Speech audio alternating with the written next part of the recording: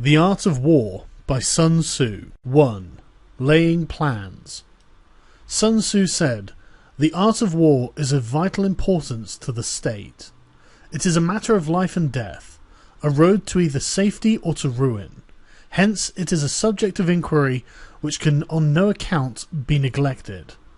The art of war, then, is governed by 5 constant factors, to be taken into account in one's deliberations, when seeking to determine the conditions obtaining in the field.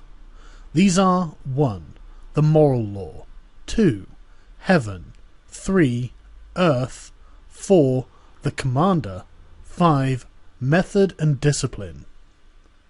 The moral law causes people to be in complete accord with their ruler, so that they will follow him regardless of their lives, undismayed by any danger.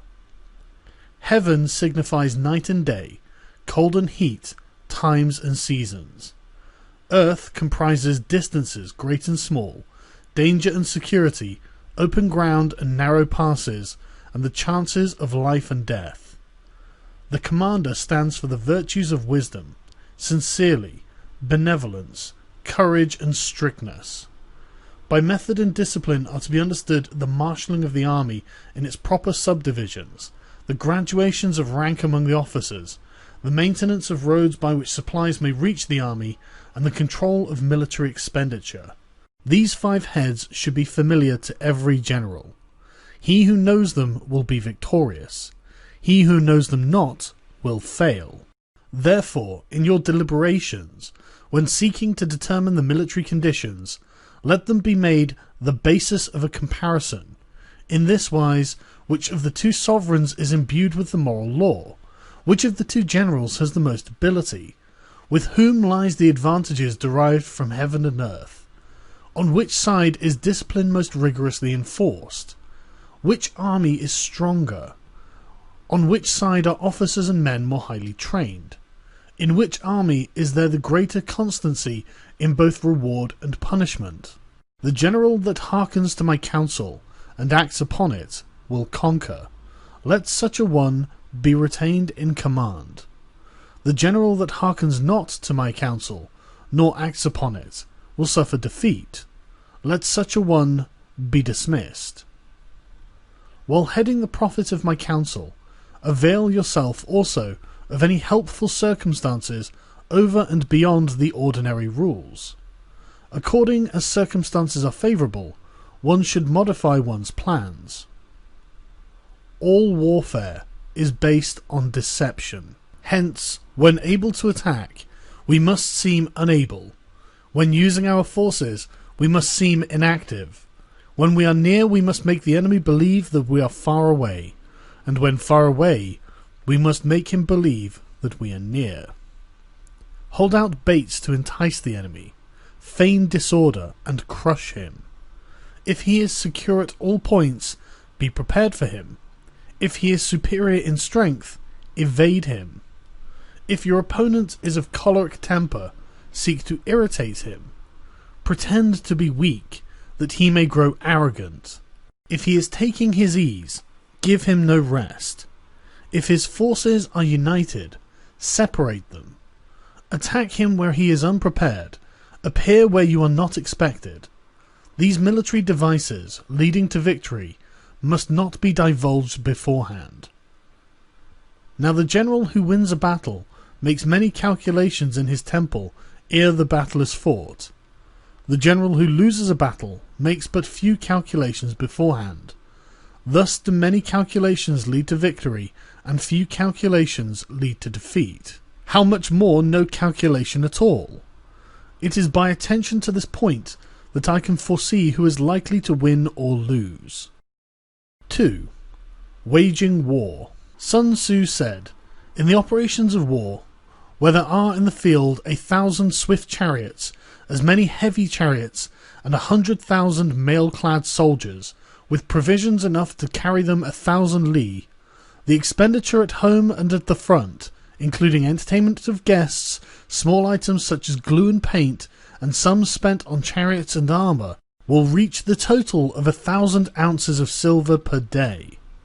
Such is the cost of raising an army of 100,000 men. When you engage in actual fighting, if victory is long in coming, then men's weapons will grow dull and their ardour will be dampened. If you lay siege to a town, you will exhaust your strength. Again, if the campaign is protracted, the resources of the state will not be equal to the strain. Now, when your weapons are dulled, your ardour dampened, your strength exhausted and your treasure spent, other chieftains will spring up to take advantage of your extremity. Then no man, however wise, will be able to avert the consequences that must ensue. Thus, though we have heard of stupid haste in war, cleverness has never been associated with long delays. There is no instance of a country having benefited from prolonged warfare. It is only one who is thoroughly acquainted with the evils of war that can thoroughly understand the profitable way of carrying it on. The skilful soldier does not raise a second levy, neither are his supply wagons loaded more than twice. Bring war material with you from home, but forage on the enemy. Thus the army will have food enough for its needs. Poverty of the state exchequer causes an army to be maintained by contributions from a distance. Contributing to maintain an army at a distance causes the people to be impoverished. On the other hand, the proximity of an army causes prices to go up, and high prices cause the people's substance to be drained away. When their substance is drained away, the peasantry will be afflicted by heavy exactions. With this loss of substance and exhaustion of strength, the homes of the people will be stripped bare, and 3/10 of their income will be dissipated, while government expenses for broken chariots, worn-out horses, breastplates and helmets, bows and arrows, spears and shields, protective mantles, draft oxen and heavy wagons will amount to 4/10 of its total revenue. Hence a wise general makes a point of foraging on the enemy. 1 cartload of the enemy's provisions is equivalent to 20 of one's own, and likewise a single picul of his provender is equivalent to 20 from one's own store. Now, in order to kill the enemy, our men must be roused to anger. That there may be advantage from defeating the enemy, they must have their rewards. Therefore in chariot fighting, when 10 or more chariots have been taken, those should be rewarded who took the first. Our own flags should be substituted for those of the enemy, and the chariots mingled and used in conjunction with ours. The captured soldiers should be treated kindly and kept. This is called using the conquered foe to augment one's own strength. In war then, let your great object be victory, not lengthy campaigns. Thus it may be known that the leader of armies is the arbiter of the people's fate, the man on whom it depends whether the nation shall be in peace or in peril. 3. Attack by stratagem. Sun Tzu said, "In the practical art of war, the best thing of all is to take the enemy's country whole and intact. To shatter and destroy it is not so good. So too, it is better to recapture an army entire than to destroy it, to capture a regiment, a detachment, or a company entire than to destroy them. Hence, to fight and conquer in all of your battles is not supreme excellence. Supreme excellence consists in breaking the enemy's resistance without fighting. Thus, the highest form of generalship is to balk the enemy's plans. The next best is to prevent the junction of the enemy's forces. The next in order is to attack the enemy's army in the field, and the worst policy of all is to besiege walled cities. The rule is not to besiege walled cities if it can possibly be avoided. The preparation of mantlets, movable shelters, and other various implements of war will take up 3 whole months, and the piling up of mounds over and against the walls will take 3 months more. The general, unable to control his irritation, will launch his men to the assault like swarming ants, with the result that 1/3 of his men are slain, while the town remains untaken. Such are the disastrous effects of a siege. Therefore the skilful leader subdues the enemy troops without any fighting. He captures their cities without laying siege to them. He overthrows their kingdom without lengthy operations in the field. With his forces intact, he will dispute the mastery of the empire, and thus, without losing a man, his triumph will be complete. This is the method of attacking by stratagem. It is the rule in war, if our forces are 10 to the enemy's 1, to surround him. If 5 to the enemy's 1, attack him. If twice as numerous, divide our army into 2. If equally matched, we can offer battle. If slightly inferior in numbers, we can avoid the enemy. If quite unequal in every way, we can flee from him. Hence, though an obstinate fight may be made by a small force, in the end it must be captured by the larger force. Now the general is the bulwark of the state. If the bulwark is complete at all points, the state will be strong. If the bulwark is defensive, the state will be weak. There are 3 ways in which a ruler can bring misfortune upon his army. 1. By commanding the army to advance or to retreat, being ignorant of the fact that it cannot obey. This is called hobbling the army. 2. By attempting to govern an army in the same way as he administers a kingdom, being ignorant of the conditions which obtain in an army. This causes restlessness in the soldiers' minds. 3. By employing the officers of his army without discrimination, through ignorance of the military principle of adaptation to circumstances. This shakes the confidence of the soldiers. But when the army is restless and distrustful, trouble is sure to come from other feudal princes. This is simply bringing anarchy into the army, and flinging victory away. Thus we may know that there are 5 essentials for victory. 1. He will win who knows when to fight and when not to fight. 2. He will win who knows how to handle both superior and inferior forces. 3. He will win whose army is animated by the same spirit throughout all its ranks. 4. He will win who, prepared himself, waits to take the enemy unprepared. 5. He will win who has military capacity and is not interfered with by the sovereign. Hence the saying, if you know the enemy and you know yourself, you need not fear the result of 100 battles. If you know yourself but not the enemy, for every victory gained you will also suffer a defeat. If you neither know the enemy nor yourself, you will succumb in every battle. 4. Tactical dispositions. Sun Tzu said, "The good fighters of old put themselves beyond the possibility of defeat, and then waited for an opportunity of defeating the enemy. To secure ourselves against defeat lies in our own hands, but the opportunity of defeating the enemy is provided by the enemy himself. Thus the good fighter is able to secure himself against defeat, but cannot make certain of defeating the enemy. Hence the saying, one may know how to conquer without being able to do it." Security against defeat implies defensive tactics. Ability to defeat the enemy means taking the offensive. Standing on the defensive indicates insufficient strength. Attacking, a superabundance of strength. The general who is skilled in defense hides in the most secret recesses of the earth. He who is skilled in attack flashes forth from the topmost heights of heaven. Thus, on one hand, we have the ability to protect ourselves, on the other, a victory that is complete. To see victory only when it is within the ken of the common herd is not the acme of excellence. Neither is it the acme of excellence when you fight and conquer and the whole empire says, "Well done." To lift an autumn hair is no sign of great strength. To see the sun and moon is no sign of sharp sight. To hear the noise of thunder is no sign of a quick ear. What the ancients called a clever fighter is one who not only wins, but excels in winning with ease. Hence his victories bring him neither reputation for wisdom nor credit for courage. He wins his battles by making no mistakes. Making no mistakes is what establishes the certainty of victory, for it means conquering an enemy that is already defeated. Hence the skillful fighter puts himself into a position which makes defeat seem impossible, and does not miss the moment for defeating the enemy.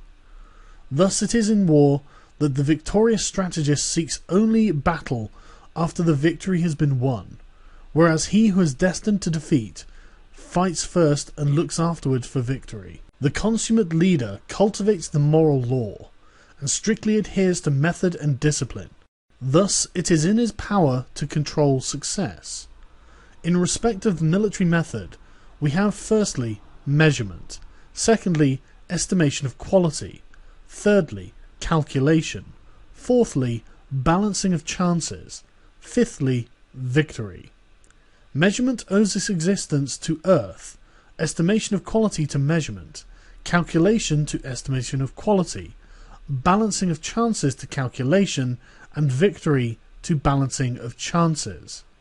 A victorious army opposed to a routed one is a pound's weight placed on the scale against a single grain. The onrush of a conquering force is like the bursting of pent-up waters into a chasm 1,000 fathoms deep. 5. Energy. Sun Tzu said, "The control of a large force is the same principle as the control of a few men. It is merely a question of dividing up their numbers." Fighting with a large army under your command is nowise different from fighting with a small one. It is merely a question of instituting signs and signals. To ensure that your whole host may withstand the brunt of an enemy's attack and remain unshaken, this is effected by manoeuvres, direct and indirect. That the impact of your army may be like a grindstone dashed against an egg, this is effected by the science of weak points and strong. In all fighting, the direct method may be used for joining battle, but indirect methods will be needed in order to secure victory. Indirect tactics, efficiently applied, are inexhaustible as heaven and earth, unending as the flow of the rivers and streams. Like the sun and moon, they end but to begin anew. Like the 4 seasons, they pass away to return once more. There are not more than 5 musical notes, yet the combination of these 5 give rise to more melodies than can ever be heard.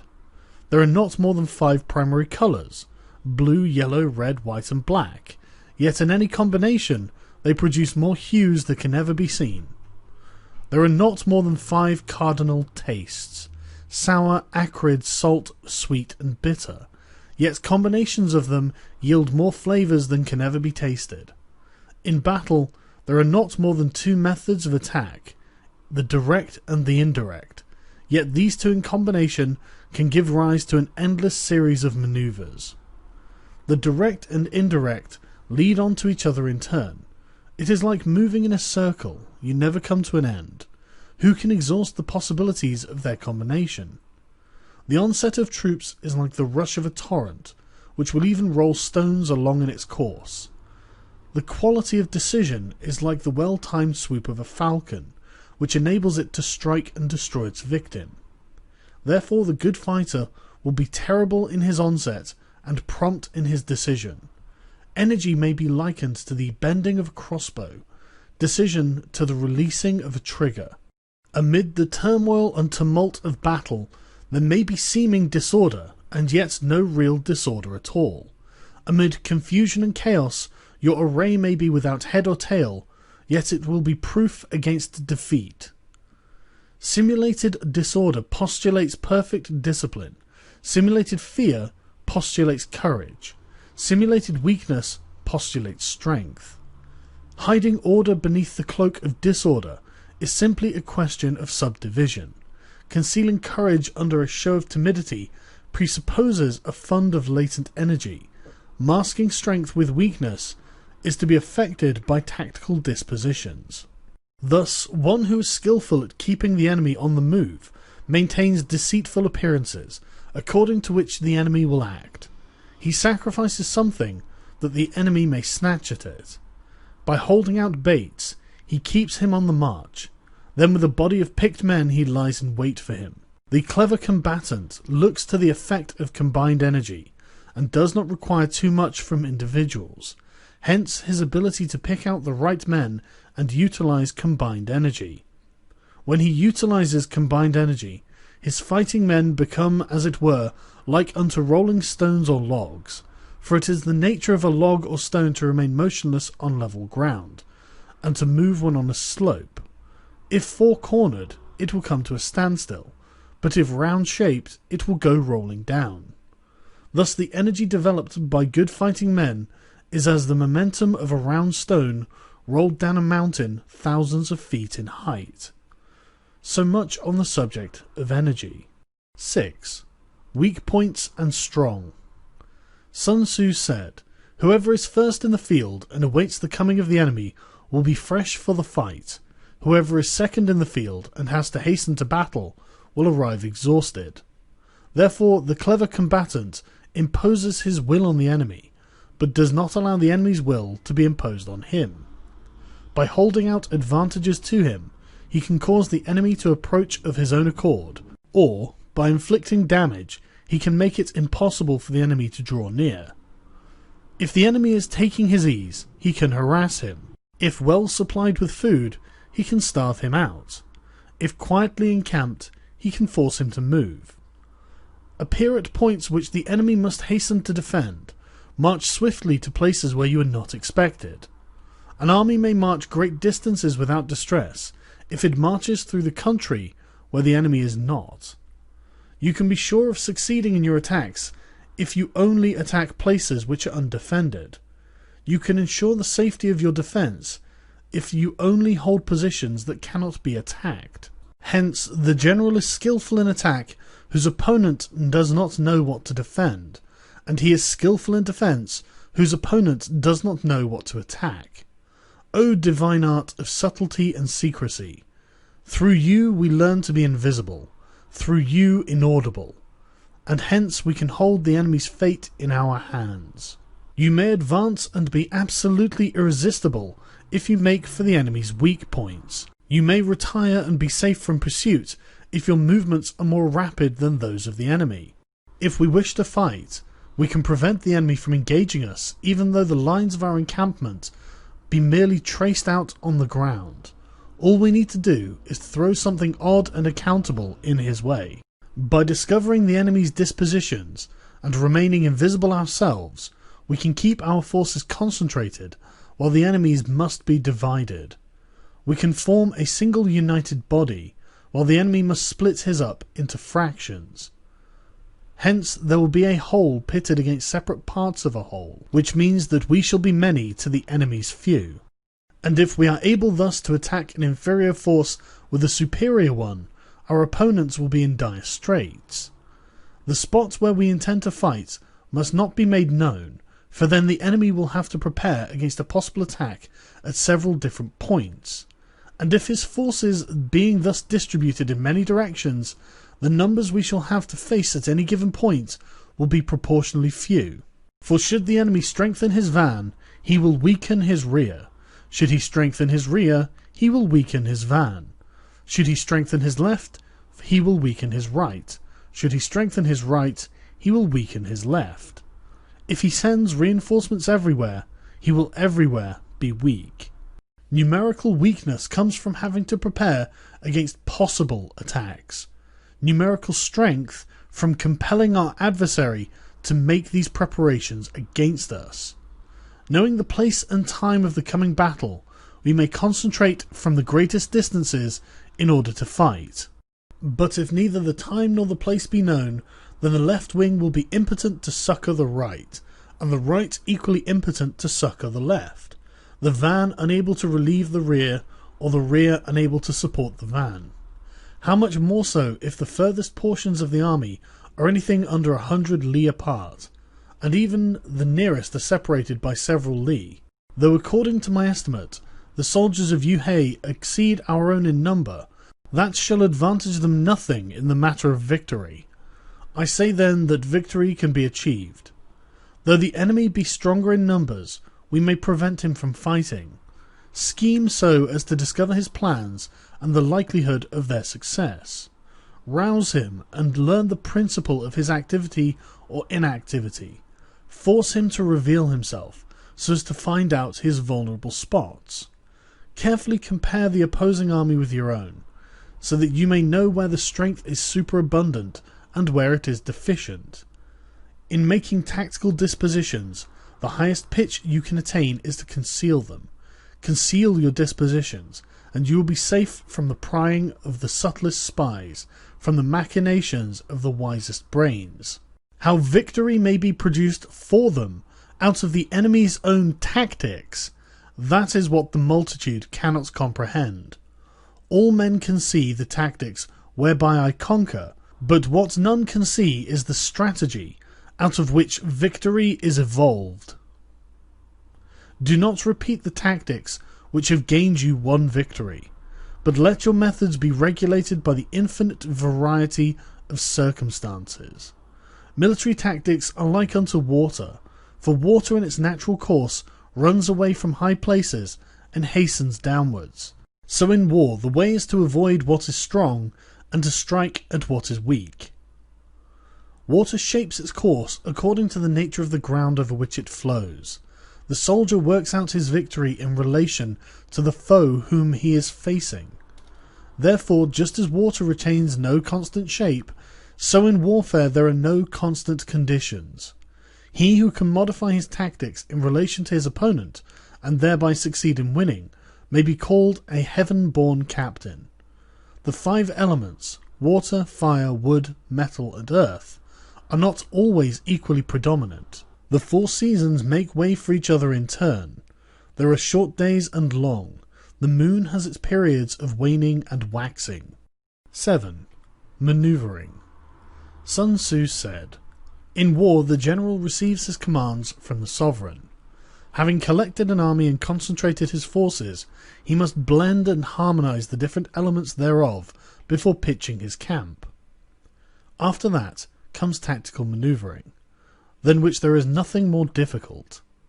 The difficulty of tactical maneuvering consists in turning the devious into the direct, and misfortune into gain.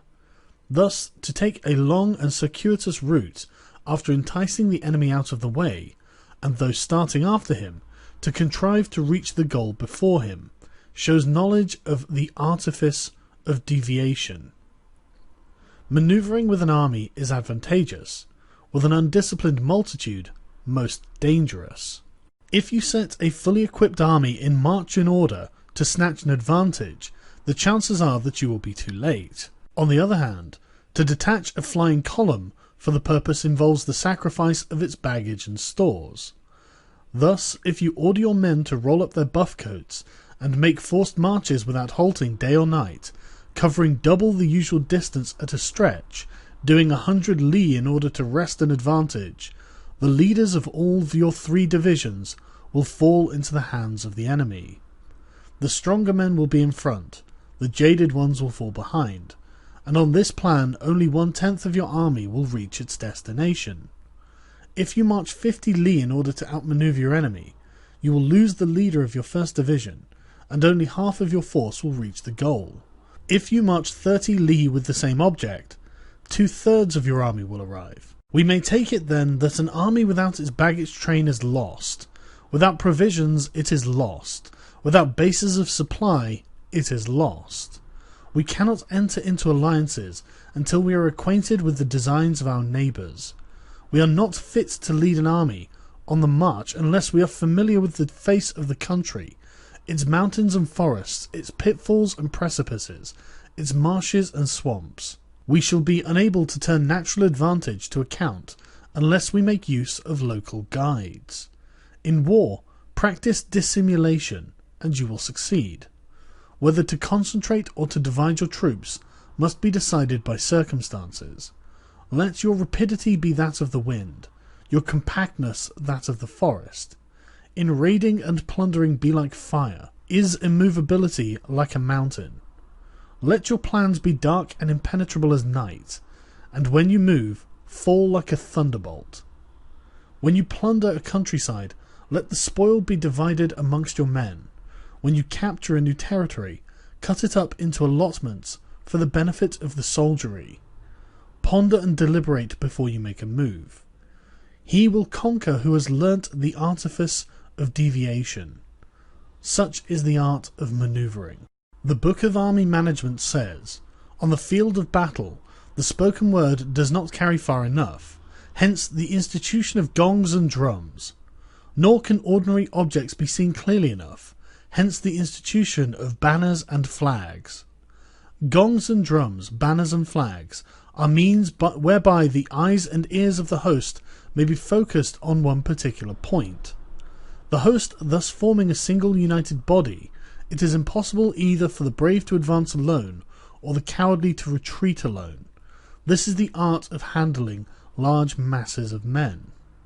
In night fighting, then, make such use of signal fires and drums, and in fighting by day of flags and banners, as a means of influencing the ears and eyes of your army. A whole army may be robbed of its spirit. A commander-in-chief may be robbed of his presence of mind. Now a soldier's spirit is keenest in the morning.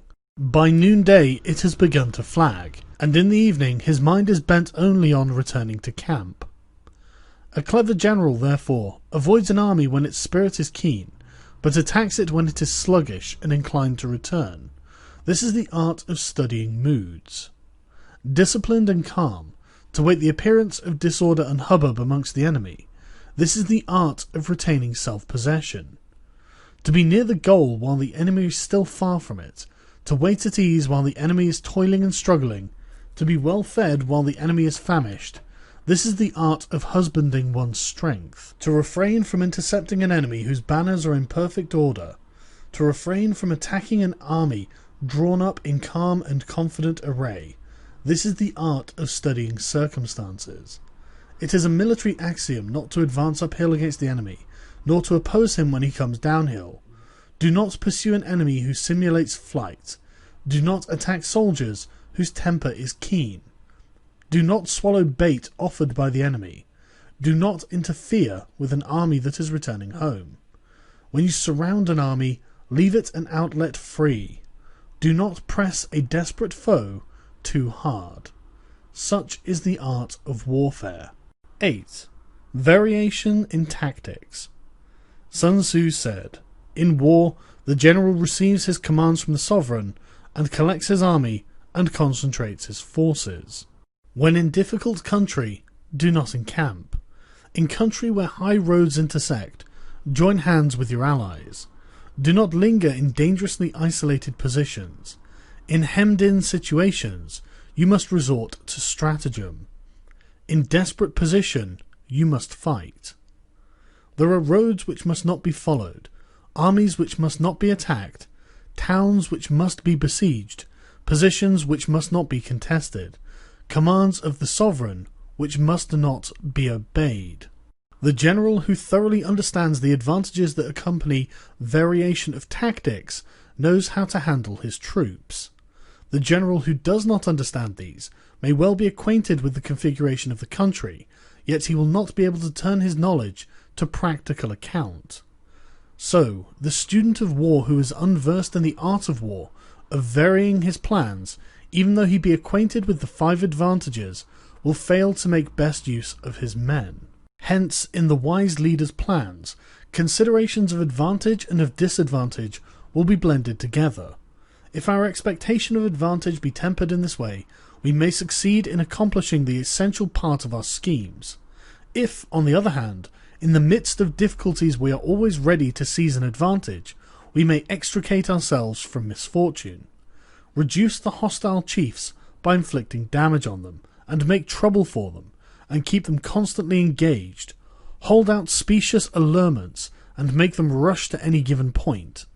The art of war teaches us to rely not on the likelihood of the enemy's not coming, but on our own readiness to receive him, not on the chance of his not attacking, but rather on the fact that we have made our position unassailable. There are 5 dangerous faults which may affect a general. 1. Recklessness, which leads to destruction. 2. Cowardice, which leads to capture. 3. A hasty temper, which can be provoked by insults. 4. A delicacy of honour, which is sensitive to shame. 5.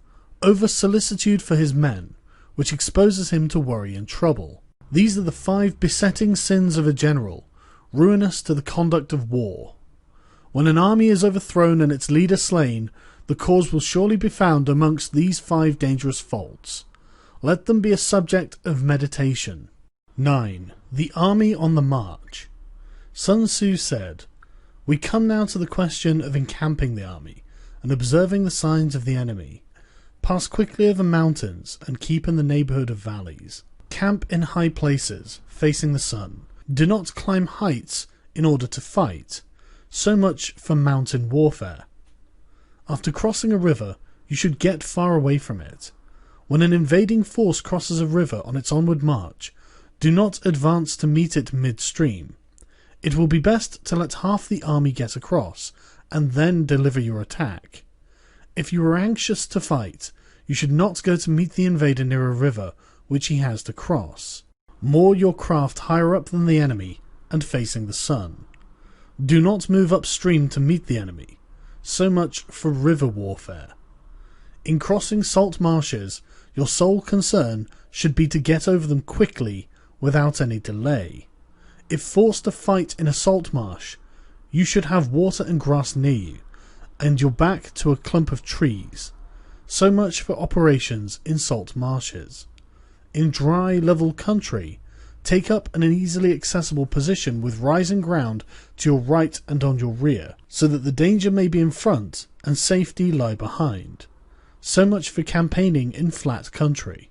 These are the 4 useful branches of military knowledge which enabled the Yellow Emperor to vanquish 4 several sovereigns. All armies prefer high ground to low, and sunny places to dark. If you are careful of your men, and camp on hard ground, the army will be free from disease of every kind, and this will spell victory. When you come to a hill or a bank, occupy the sunny side, with the slope on your right rear. Thus you will at once act for the benefit of your soldiers and utilize the natural advantages of the ground. When, in consequence of heavy rains up country, a river you wish to ford is swollen and flecked with foam, you must wait until it subsides. Country in which there are precipitous cliffs, with torrents running between, deep natural hollows, confined places, tangled thickets, quagmires and crevasses, should be left with all possible speed and not approached. While we keep away from such places, we should get the enemy to approach them. While we face them, we should let the enemy have them on his rear.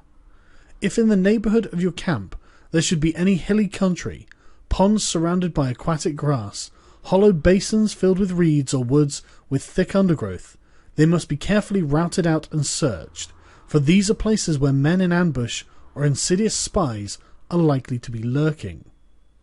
When the enemy is close at hand and remains quiet, he is relying on the natural strength of his position. When he keeps aloof and tries to provoke a battle, he is anxious for the other side to advance. If his place of encampment is easy of access, he is tendering a bait. Movement amongst the trees of a forest shows that the enemy is advancing. An appearance of a number of screens in the midst of thick grass means that the enemy wants to make us suspicious. The rising of birds in their flight is the sign of an ambuscade. Startled beasts indicate that a sudden attack is coming. When there is dust rising in a column, it is the sign of chariots advancing. When the dust is low but spread over a wide area, it betokens the approach of infantry. When it branches out in several different directions, it shows that parties have been sent to collect firewood. A few clouds of dust moving to and fro signify that the army is encamping. Humble words and increased preparations are the signs that the enemy is about to advance. Violent language and driving forward as if to the attack are signs that he will retreat. When the light chariots come out first and take up a position on the wings, it is a sign that the enemy is forming for battle. Peace proposals unaccompanied by a sworn covenant indicate a plot. When there is much running about and soldiers fall into rank, it means that the critical moment has come. When some are seen advancing and some retreating, it is a lure. When the soldiers stand leaning on their spears, they are faint from want of food. If those who are sent to draw water begin by drinking themselves, the army is suffering from thirst. If the enemy sees an advantage to be gained and makes no effort to secure it, the soldiers are exhausted. If birds gather on any spot, it is unoccupied. Clamour by night betokens nervousness. If there is a disturbance in the camp, the general's authority is weak. If the banners and flags are shifted about, Sedition is afoot. If the officers are angry, it means that the men are weary. When an army feeds its horses with grain and kills its cattle for food, and when the men do not hang their cooking pots over the campfires, showing that they will not return to their tents, you may know that they are determined to fight to the death. The sight of men whispering together in small knots, or speaking in subdued tones, points to dissatisfaction amongst the rank and file. Too frequent rewards signify that the enemy is at the end of his resources. Too many punishments betray a condition of dire distress. To begin by bluster, but to afterwards take fright at the enemy's numbers, shows a supreme lack of intelligence. When envoys are sent with compliments in their mouths, it is a sign that the enemy wishes for a truce.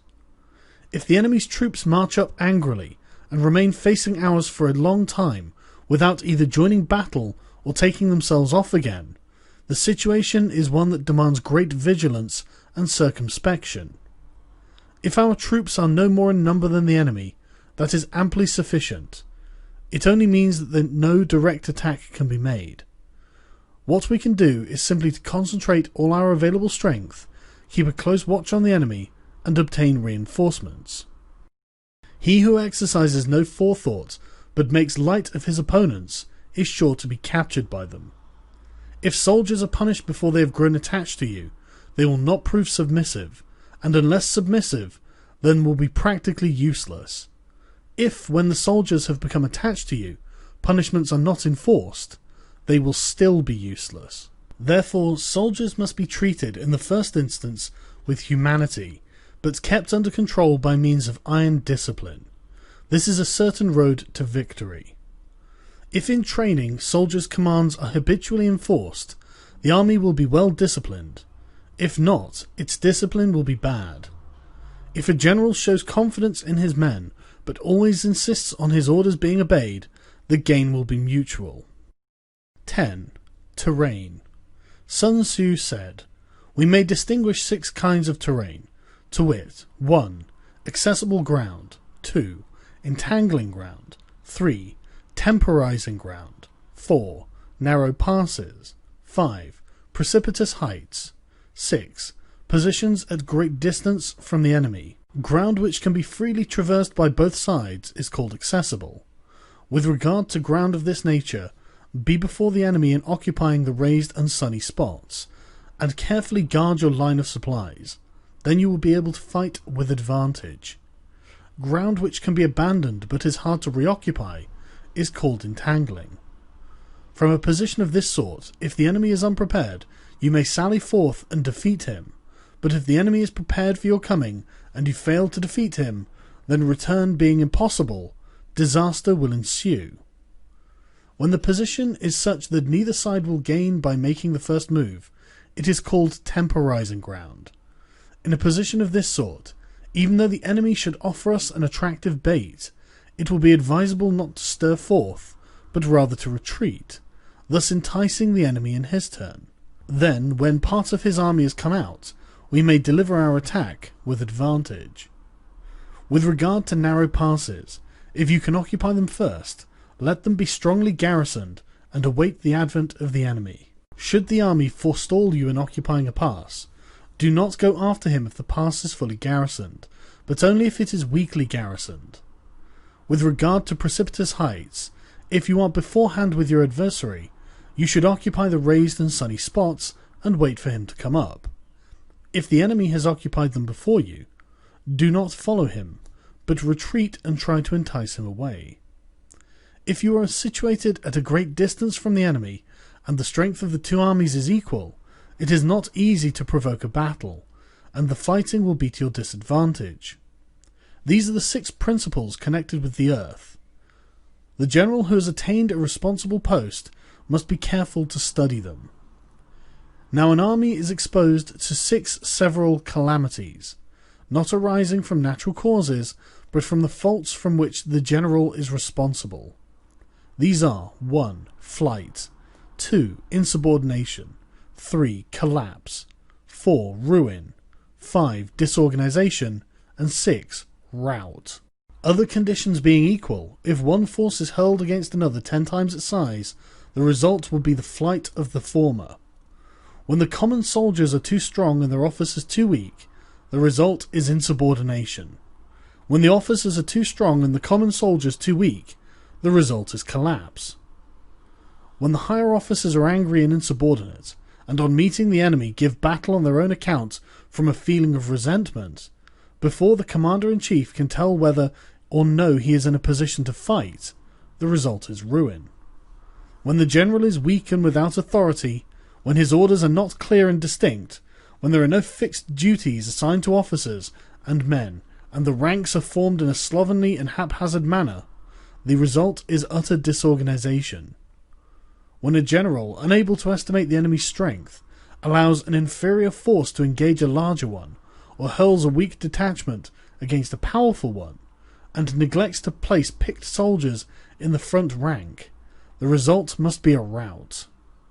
These are the 6 ways of courting defeat, which must be carefully noted by the general who has attained a responsible post. The natural formation of the country is the soldier's best ally, but a power of estimating the adversary, of controlling the forces of victory, and of shrewdly calculating the difficulties, dangers, and distances constitutes the great test of a general. He who knows these things and in fighting puts his knowledge into practice will win his battles. He who knows them not, nor practices them, will surely be defeated. If fighting is so sure to result in victory, then you must fight, even though the ruler forbid it. If fighting will not result in victory, then you must not fight, even at the ruler's bidding. The general who advances without coveting fame, and retreats without fearing disgrace, whose only thought is to protect his country and do good service for his sovereign, is the jewel of the kingdom. Regard your soldiers as your children, and they will follow you into the deepest valleys. Look upon them as your own beloved sons, and they will stand by you even unto death. However, if you are indulgent, but unable to make your authority felt, kind-hearted, but unable to enforce your commands, and incapable, moreover, of quelling disorder, then your soldiers must be likened to spoilt children. They are useless for any practical purpose. If we know that our own men are in a condition to attack, but are unaware that the enemy is not open to attack, we have gone only halfway towards victory. If we know that the enemy is open to attack, but are unaware that our own men are not in a condition to attack, we have gone only halfway towards victory. If we know that the enemy is open to attack, and we also know that our men are in a condition to attack, but are unaware that the nature of the ground makes fighting impracticable, we have still only gone halfway towards victory. Hence, the experienced soldier, in one motion, is never bewildered. Once he has broken camp, he is never at a loss. Hence the saying, if you know your enemy, and you know yourself, your victory will not stand in doubt. If you know heaven and you know earth, you may make your victory complete. 11. The 9 situations. Sun Tzu said, the art of war recognizes 9 varieties of ground. 1. Dispersive ground. 2. Facile ground. 3. Contentious ground. 4. Open ground. 5. Ground of intersecting highways. 6. Serious ground. 7. Difficult ground. 8. Hemmed-in ground. And 9. Desperate ground. When a chieftain is fighting in his own territory, it is dispersive ground. When he has penetrated into hostile territory, but to no great distance, it is facile ground. Ground the possession of which imports great advantage to either side, it is contentious ground. Ground on which either side has liberty of movement is open ground. Ground which forms the key to 3 contiguous states, so that he who occupies it first has the most of the empire at his command, is a ground of intersecting highways. When an army has penetrated into the heart of a hostile country, leaving a number of fortified cities in its rear, it is serious ground. Mountain forests, rugged steeps, marshes and fens, all country that is hard to traverse, this is difficult ground. Ground which is reached through narrow gorges, and from which we can only retire by tortuous paths, so that a small number of the enemy would suffice to crush a large body of our men, This is hemmed-in ground. Ground on which we can only be saved from destruction by fighting without delay is desperate ground. On dispersive ground, therefore, fight not. On facile ground, halt not. On contentious ground, attack not. On open ground, do not try to block the enemy's way. On the ground of intersecting highways, join hands with your allies. On serious ground, gather in plunder. On difficult ground, keep steadily on the march. On hemmed-in ground, resort to stratagem. On desperate ground, fight. Those who were called skillful leaders of old knew how to drive a wedge between the enemy's front and rear, to prevent cooperation between his large and small divisions, to hinder the good troops from rescuing the bad, from the officers from rallying their men. When the enemy's men were united, they managed to keep them in disorder. When it was to their advantage, they made a forward move. When otherwise, they stopped still. If asked how to cope with a great host of the enemy in orderly array and on the point of marching to the attack, I should say, begin by seizing something which your opponent holds dear. Then he will be amenable to your will. Rapidity is the essence of war. Take advantage of the enemy's unreadiness. Make your way by unexpected routes, and attack unguarded spots. The following are the principles to be observed by an invading force. The further you penetrate into a country, the greater will be the solidarity of your troops, and thus the defenders will not prevail against you.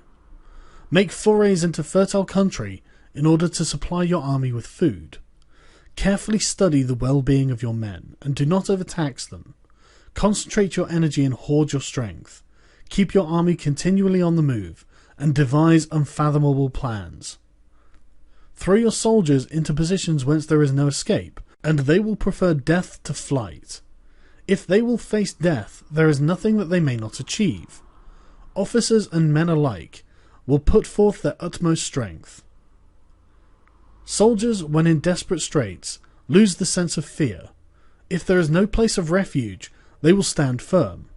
If they are in hostile country, they will show a stubborn front. For if there is no help for it, they will fight hard. Thus, without waiting to be marshalled, the soldiers will constantly be on the qui-vive. Without waiting to be asked, they will do your will. Without restrictions, they will be faithful. Without giving orders, they can be trusted. Prohibit the taking of omens, and do away with superstitious doubts. Then, until death itself comes, no calamity need be feared. If our soldiers are not overburdened with money, it is not because they have a distaste for riches. If their lives are not unduly long, it is not because they are disinclined to longevity. On the day they are ordered out to battle, your soldiers may weep, those sitting up bedewing their garments, and those lying down letting the tears run down their cheeks. But let them once be brought to bay, and they will display the courage of a Chu or a Q. The skillful tactician may be likened to the Shuai Yuan. Now the Shuai Yuan is a snake that is found amongst the Chuung mountains. Strike at its head, and you will be attacked by its tail. Strike at its tail, and you will be attacked by its head. Strike at its middle, and you will be attacked by head and tail both. Asked if an army can be made to imitate the Shuai Yuan, I should answer yes, for the men of Wu and the men of Ye are enemies, yet if they are crossing a river in the same boat and are caught by a storm, they will come to each other's assistance, just as the left hand helps the right. Hence it is not enough to put one's trust in the tethering of horses, and the burying of chariot wheels into the ground. The principle on which to manage an army is to set up one standard of courage which all must reach. How to make the best of both strong and weak, that is a question involving the proper use of ground. Thus the skillful general conducts his army just as though he were leading a single man, willy-nilly by the hand. It is the business of a general to be quiet, and thus ensure secrecy, upright and just, and thus maintain order. He must be able to mystify his officers and men by false reports and appearances, and thus keep them in total ignorance. By altering his arrangements and changing his plans, he keeps the enemy without definite knowledge. By shifting his camp and taking circuitous routes, He prevents the enemy from anticipating his purpose. But at the critical moment, the leader of an army acts like one who has climbed up a height and then kicks away the ladder behind him. He carries his men deep into hostile territory before he shows his hand. He burns his boats and breaks his cooking pots like a shepherd driving a flock of sheep. He drives his men this way and that, and knows nothing whither he is going.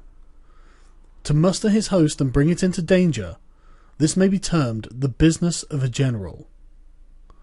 The different measures suited to the 9 varieties of ground, the expediency of aggressive or defensive tactics, the fundamental laws of human nature, these are the things that must most certainly be studied. When invading hostile territory, the general principle is that penetrating deeply brings cohesion, but penetrating but a short way means dispersion. When you leave your own country behind and take your army across neighbourhood territory, you find yourself on critical ground. When there are means of communication on all 4 sides, the ground is one of intersecting highways. When you penetrate deeply into a country, it is serious ground, but when you penetrate a little way, it is facile ground. When you have the enemy's strongholds on your rear and narrow passes in front, it is hemmed-in ground. Where there is no place of refuge at all, it is desperate ground. Therefore, on dispersive ground, I would inspire my men with unity of purpose. On facile ground, I would see to it that there is close connection between all parts of my army. On contentious ground, I would hurry up my rear. On open ground, I would keep a vigilant eye on my defences. On ground of intersecting highways, I would consolidate my alliances. On serious ground, I would try to ensure a continuous stream of supplies. On difficult ground, I would keep pushing along the road. On hemmed-in ground, I would block any way of retreat. On desperate ground, I would proclaim to my soldiers the hopelessness of saving their lives. For it is the soldier's disposition to offer an obstinate resistance when surrounded, to fight hard when he cannot help himself, and to obey promptly when he has fallen into danger. We cannot enter into an alliance with neighbouring princes until we are acquainted with their designs. We are not fit to lead an army on the march unless we are familiar with the face of the country, its mountains and forests, its pitfalls and precipices, its marshes and swamps. We shall be unable to turn natural advantages to account unless we make use of local guides. To be ignored in any one of the following 4 or 5 principles does not befit a warlike prince. When a warlike prince attacks a powerful state, his generalship shows itself in preventing the concentration of the enemy's forces. He overawes his opponents, and their allies are prevented from joining against him. Hence he does not strive to ally himself with all and sundry, nor does he foster the power of other states. He carries out his own secret designs, keeping his antagonists in awe. Thus he is able to capture their cities and overthrow their kingdoms. Bestow rewards without regard to rule, issue orders without regard to previous arrangements, and you will be able to handle a whole army as though you had to do but a single man. Confront your soldiers with the deed itself. Never let them know your design. When the outlook is bright, bring it before their eyes, but tell them nothing when the situation is gloomy. Place your army in deadly peril, and it will survive. Plunge it into desperate straits, and it will come off in safety. For it is precisely when a force has fallen into harm's way that it is capable of striking a blow for victory. Success in warfare is gained by carefully accommodating ourselves to the enemy's purpose. By persistently hanging on the enemy's flank, we shall succeed in the long run in killing the commander-in-chief. This is called ability to accomplish a thing by sheer cunning. On the day that you take up your command, block the frontier passes, destroy the official tallies, and stop the passage of all emissaries. Be stern in the council chamber, so that you may control the situation. If the enemy leaves a door open, you must rush in. Forestall your opponents by seizing what he holds dear, and subtly contrive to time his arrival on the ground. Walk in the path defined by rule, and accommodate yourself to the enemy until you can fight a decisive battle. At first, then, exhibit the coyness of a maiden until the enemy gives you an opening. Afterwards, emulate the rapidity of a running hare, and it would be too late for the enemy to oppose you. 12. Attack by fire. Sun Tzu said, "There are 5 ways of attacking with fire. The first is to burn soldiers in their camp. The second is to burn stores. The third is to burn baggage trains. The fourth is to burn arsenals and magazines. The fifth is to hurl dropping fire amongst the enemy." In order to carry out an attack, we must have means available. The material for raising fire should always be kept in readiness. There is a proper season for making attacks with fire, and special days for starting a conflagration. The proper season is when the weather is very dry.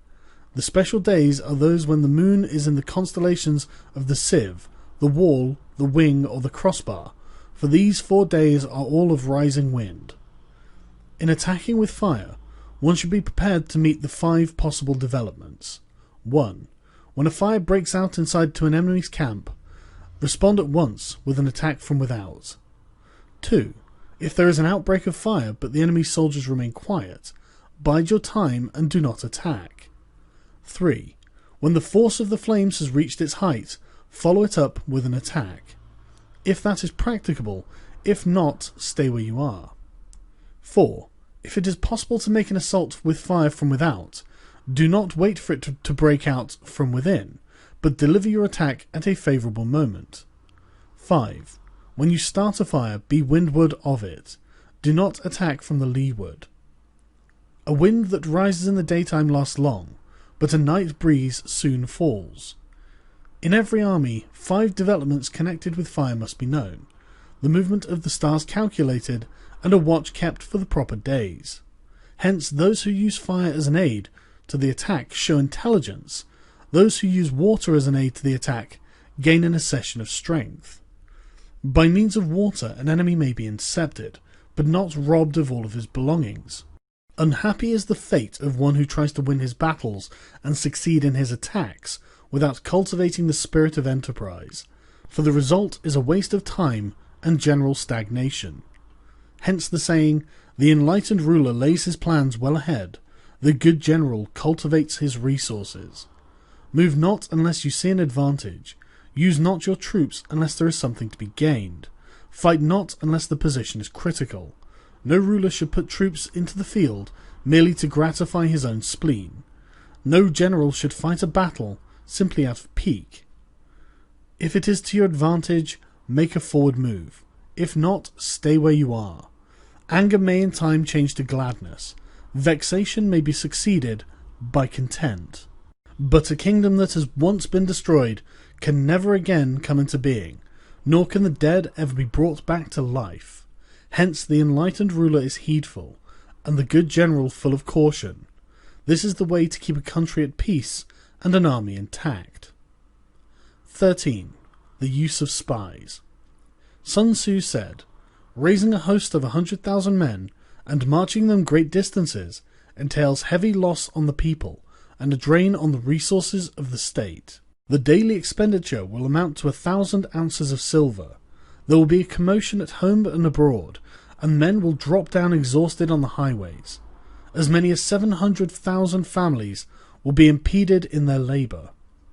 Hostile armies may face each other for years, striving for the victory which is decided in a single day. This being so, to remain in ignorance of the enemy's condition, simply because one grudges the outlay of a few hundred ounces of silver in honours and emoluments, is the height of inhumanity. One who acts thus is no leader of men, no present help to his sovereign, and no master of victory. Thus, what enables the wise sovereign and the good general to strike and conquer and achieve things beyond the reach of ordinary men is foreknowledge. Now this foreknowledge cannot be elicited from spirits, it cannot be obtained inductively from experience, nor by any deductive calculation. Knowledge of the enemy's dispositions can only be obtained from other men. Hence the use of spies, there are 5 classes. 1. Local spies. 2. Inward spies. 3. Converted spies. 4. Doomed spies. 5. Surviving spies. When these 5 kinds of spy are all at work, none can discover the secret system. This is what is called divine manipulation of the threads. It is the sovereign's most precious faculty. Having local spies means employing the services of inhabitants of a district. Having inward spies, making use of the officials of the enemy. Having converted spies, getting hold of the enemy's spies and using them for our own purposes. Having doomed spies, doing certain things openly for purposes of deception and allowing our spies to know of them and report them to the enemy. Surviving spies are finally those who bring back news from the enemy's camp. Hence it is that which none in the whole army are more intimate relations to be maintained than with spies. None should be more liberally rewarded. In no other business should greater secrecy be preserved. Spies cannot be usefully employed without a certain intuitive sagacity. They cannot be properly managed without benevolence and straightforwardness. Without subtle ingenuity of mind, one cannot make certain the truth of their reports. Be subtle, and use your spies for every kind of business. If a secret piece of news is divulged by a spy before the time is ripe, he must be put to death together with the man to whom the secret was told. Whether the object be to crush an army, to storm a city, or to assassinate an individual, it is always necessary to begin by finding out the names of the attendants, the aides-de-camp, the doorkeepers and sentries of the general in command. Our spies must be commissioned to ascertain these. The enemy's spies who have come to spy on us must be sought out, tempted with bribes, led away and comfortably housed. Thus they will become converted spies and available for our service. It is through the information brought by the converted spy that we are able to acquire and employ local and inward spies. It is owing to his information again that we can cause the doomed spy to carry false tidings to the enemy. Lastly, it is by his information that the surviving spy can be used on appointed occasions. The end and aim of all spying in its 5 varieties is knowledge of the enemy, and this knowledge can only be derived in the first instance from the converted spy. Hence it is essential that the converted spy be treated with the utmost liberality. Of old, the rise of the Yin dynasty was due to Ai Chi, who had served under Hisa. Likewise, the rise of the Chu dynasty was due to Liu Ya, who had served under Yin. Hence, it is only the enlightened ruler and the wise general who will use the highest intelligence of the army for purposes of spying and thereby achieve great results. Spies are a most important element in water, because on them depends an army's ability to move.